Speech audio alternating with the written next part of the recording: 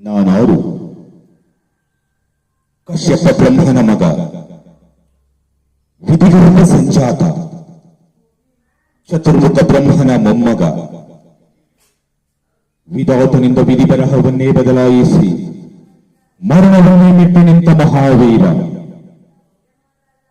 ಅತಿಥಿ ಮಕ್ಕಳ ಅಟ್ಟಹಾಸವನ್ನು ಸುಟ್ಟು ಆದಿತ್ಯರ ಅಟ್ಟಹಾಸವನ್ನು ಮಟ್ಟ ಹಾಕಿದ ಸಾಹಸಿ.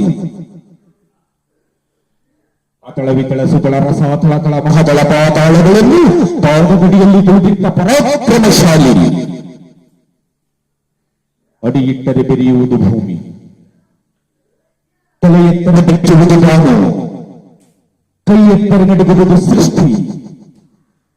ಚತುರ್ಮುಖನ ಸೃಷ್ಟಿಯೇ ನನ್ನ ಆಜ್ಞೆಯನ್ನು ಪಾಲಿಸುತ್ತಿರುವಾಗ ಯಥಾಶಕ್ತ ನನ್ನ ಮಗ, ನಾನು ಚಂದ್ರಚಕ್ರ ಮಗ, ನನ್ನ ವಂಶವನ್ನೇ ಬೆಳಗಬೇಕಾದ ನನ್ನ ಕುಮಾರ. ನನ್ನ ಆಶಾ ಜ್ಯೋತಿಯಿಂದ ಇದ್ದು ನನ್ನ ಮನಸ್ಸಿಗೆ ನೆಮ್ಮದಿ ಇಲ್ಲವೆಂದರೆ ಇದೊಂದು ಬದುಕೆ, ಇದೊಂದು ಜನ್ಮವೇ. ಎಂತ ದುರ್ವಿಧಿ, ಇದೆಂತ ದುರ್ವಿಧಿ. ನಾನೇ ಸರ್ವಸಕ್ತನೆಂದುಕೊಂಡರೆ ಅದಾವ ಶಕ್ತಿ ಅವನಿಗೆ ನನ್ನನ್ನು ಎದುರಿಸುವ ಧೈರ್ಯ ತುಂಬಿದೆ. ಅದಾವ ಶಕ್ತಿ ಅವನಿಗೆ ಸಾವು ಬರದಂತೆ ತಡೆದಿದೆ. ಅದಾವ ಶಕ್ತಿ ನನ್ನ ಮುಖಭಂಗ ಮಾಡಿ ತಲೆ ತಗ್ಗಿಸುವಂತೆ ಮಾಡಿದೆ. ಅವನೇ ಆ ದುಷ್ಟನೇ, ಆ ನನ್ನ ಕುಲವೈರಿಯಾದ ಹರಿಯಲಿದ್ದಕ್ಕೆಲ್ಲ ಕಾರಣ.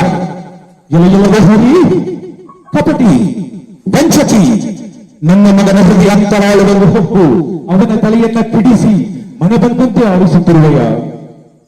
ನಿನಗೆ ಪೌರುಷವಿದ್ದರೆ, ಪರಮ ಪುರುಷೋತ್ತಮನೇ ನೀನಾಗಿದ್ದರೆ, ನನ್ನಂತ ನಿಜವಾದ ಗಂಡೇ ನೀನಾಗಿದ್ದರೆ ಬಾ, ಬಂದು ನನ್ನ ಎದುರು ನಿಲ್ಲು. ನಿನ್ನ ಉದರವನ್ನು ಮುಗಿದು ಕೊರಳುಗಳನ್ನು ನಾಲೆ ಹಾಕಿಕೊಳ್ಳದಿದ್ದರೆ ನಾನು ಹಿರಣ್ಯಕಶಿಪುವೇ ಅಲ್ಲ, ಹಿರಣ್ಯಕಶಿಪುವೇ ಅಲ್ಲ.